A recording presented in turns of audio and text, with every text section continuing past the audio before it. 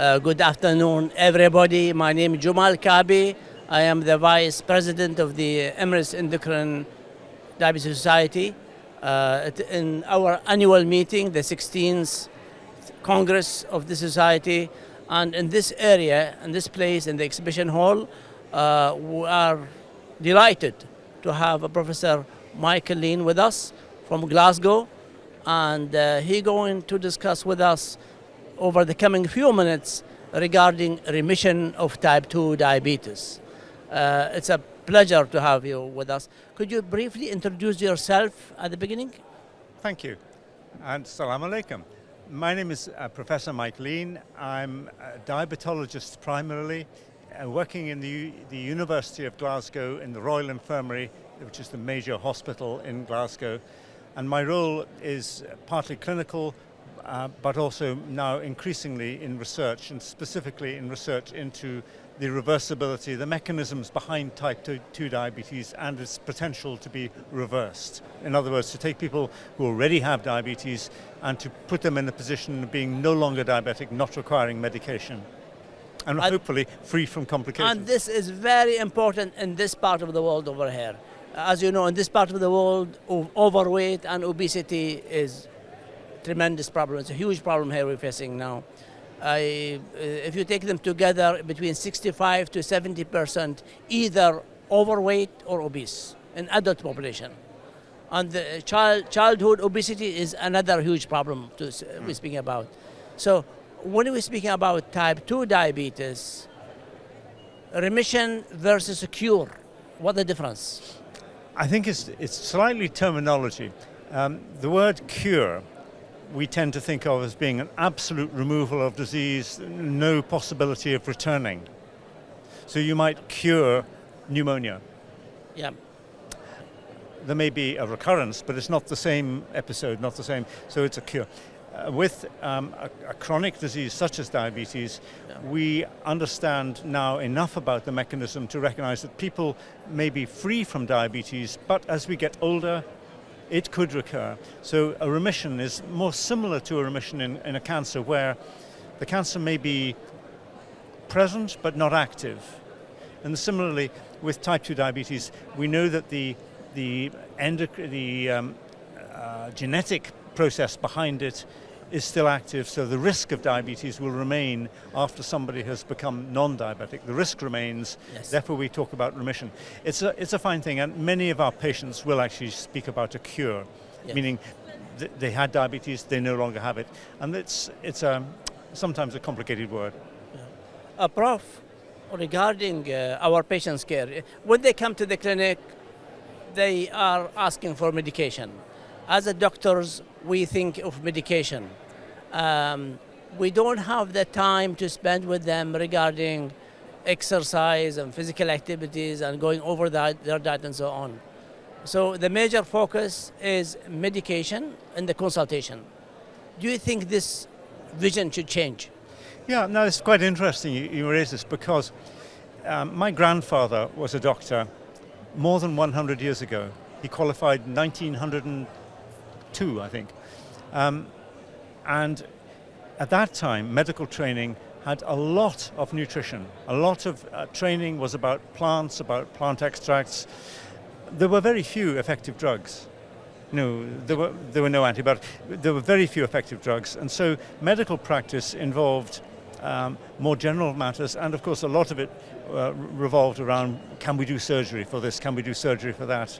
And increasingly, for many cancers, surgery became normal, but now we're realizing there are better treatments which don't involve surgery. So for medical conditions, when the drugs arrived, and the big massive drugs from the 1940s, 1950s, 1960s, and of course now, we have many, many, many drugs which didn't exist 20, 30 years ago. But we're beginning to understand that for some diseases, drugs can modify the disease, but if you want to be very effective, the most effective treatment is not drugs. It may be, in this case, a dietary management. So weight loss is much more effective than any medication to reduce blood pressure. It's much more effective than any medication to reduce blood glucose in type 2 diabetes. And if a patient wants good advice and to improve their health, long-term health, they need good dietary advice. They need good weight management advice to reduce the weight, to maintain weight loss. And so doctors conventionally now are trained very much to do with prescribing. That's not the best treatment for diabetes. Yeah.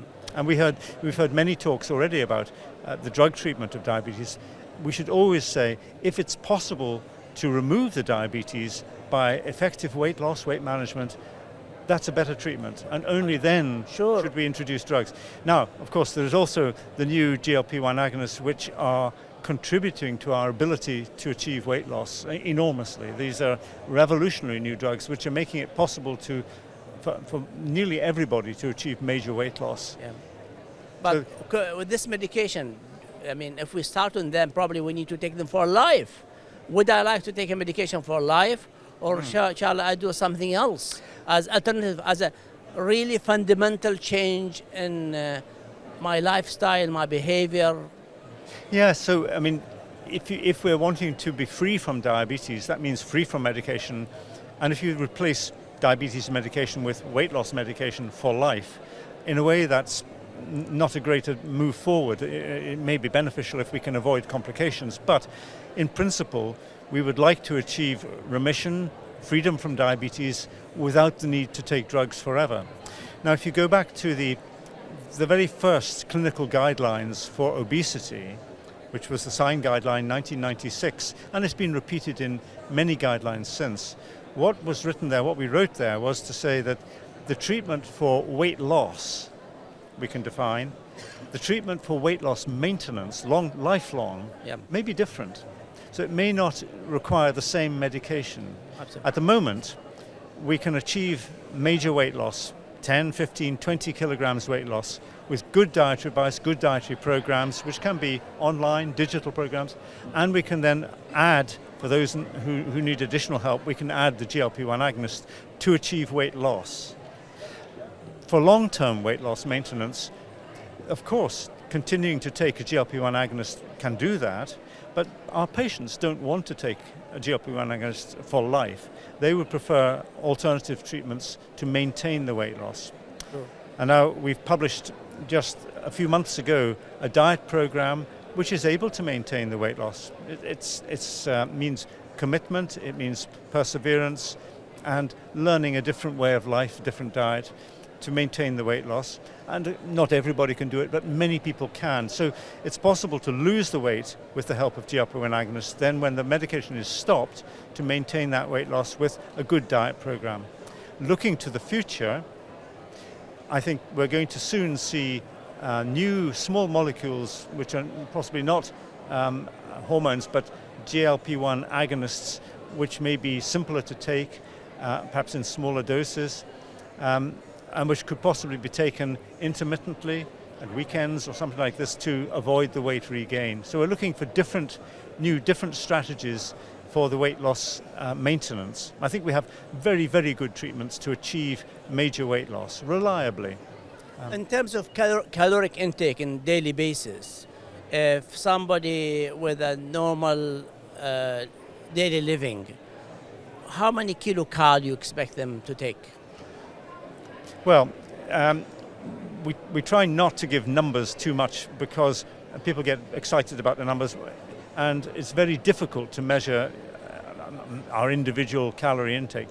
To achieve weight loss, we are currently using a diet 800 to 900 calories, which could be food-based or it could be a formula diet, because we know that gives rapid results. You're going to see 2 kilograms, 1.5 to 2 kilograms weight loss every week. That means 4, 5, 6 kilograms in a month, and you can achieve 20 kilograms weight loss in 3 months.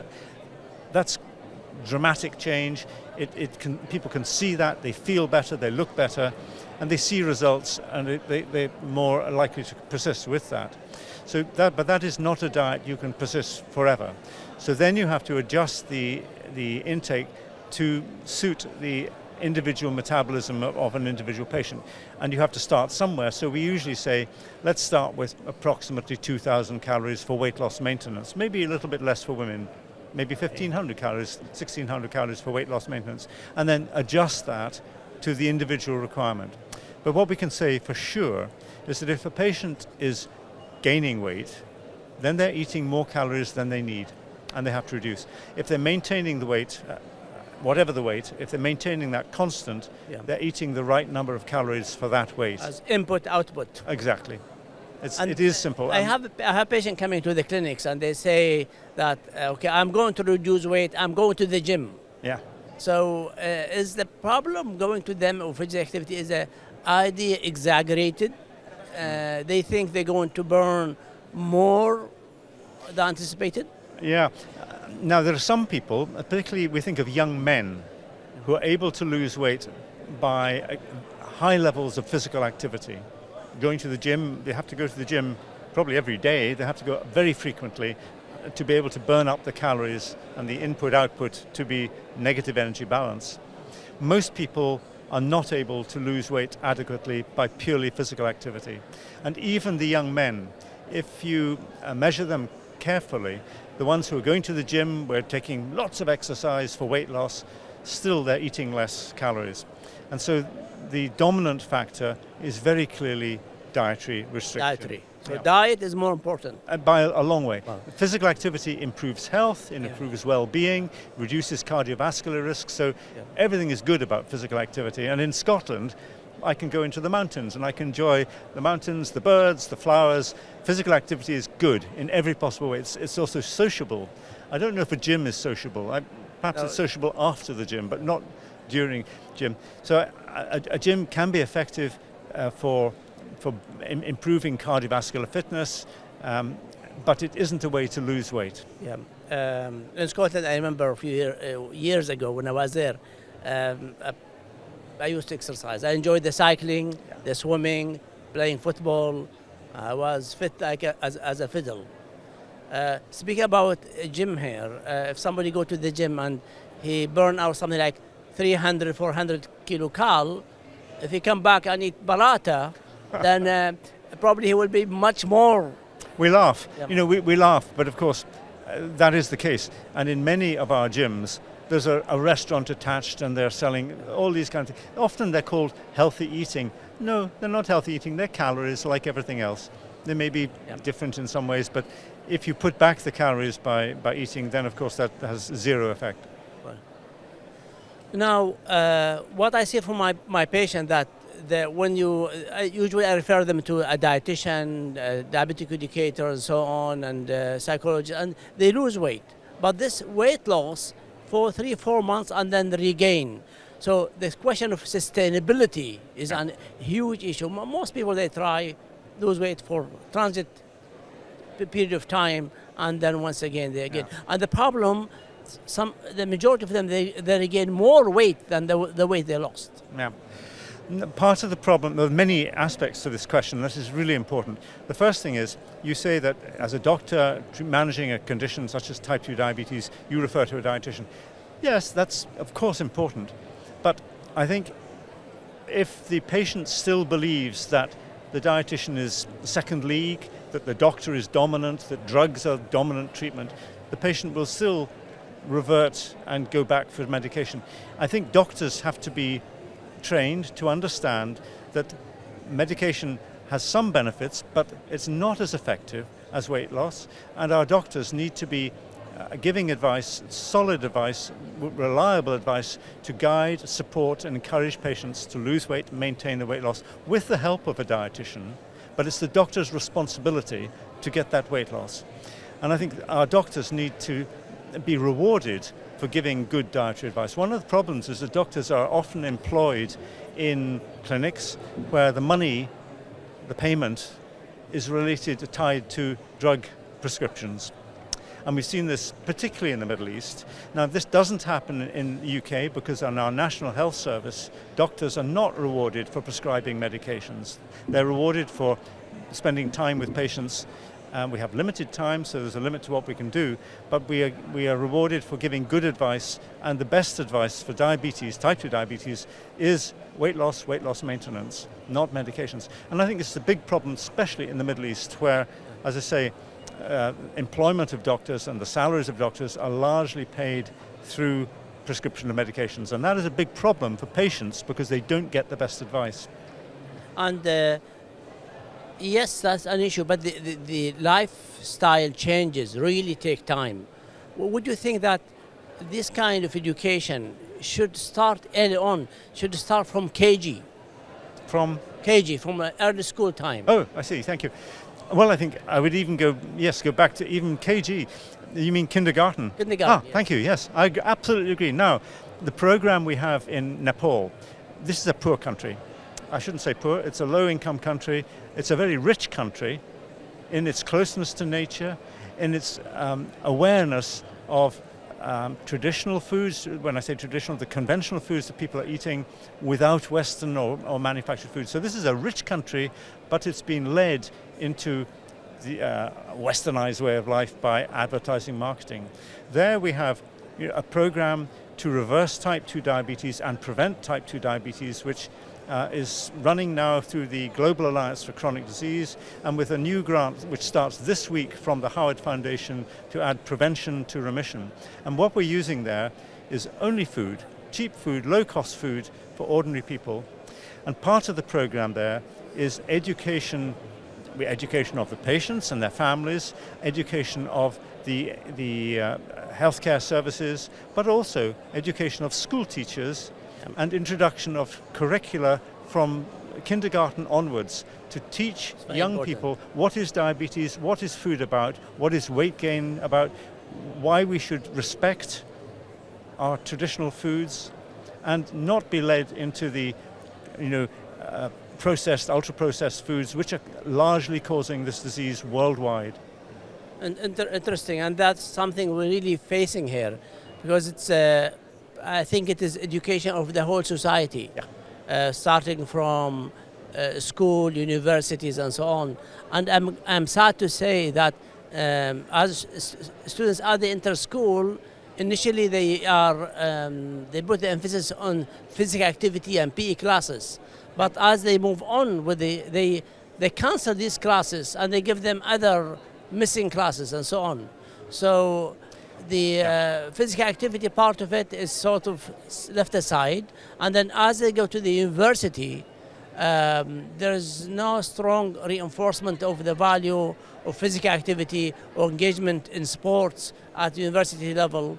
And later on, when they graduate and they join jobs and so on, and starting family life, the message and the mental thinking of the value of exercise, healthy living, it is there, but not reinforced. Yeah, and we have the same problem in schools across Europe, across North America, that physical activity is often equated to sporting excellence. And so schools want to have the best football team, the best cricket team, the best everything, and a small number of individuals are able to partake. Yes. And it's all to do with physical activity for sporting excellence.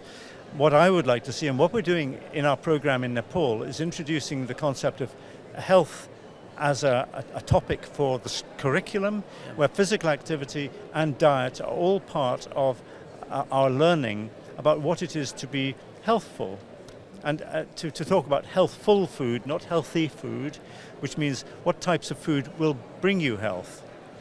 What types of physical activity will bring health. Why are we interested in physical activity? It's not to win cups or to win matches. It's to be able to enjoy the world which we have around us, and to enjoy life in its full, and to enjoy life for the fullness of life, so we have good health for a long life. That's good.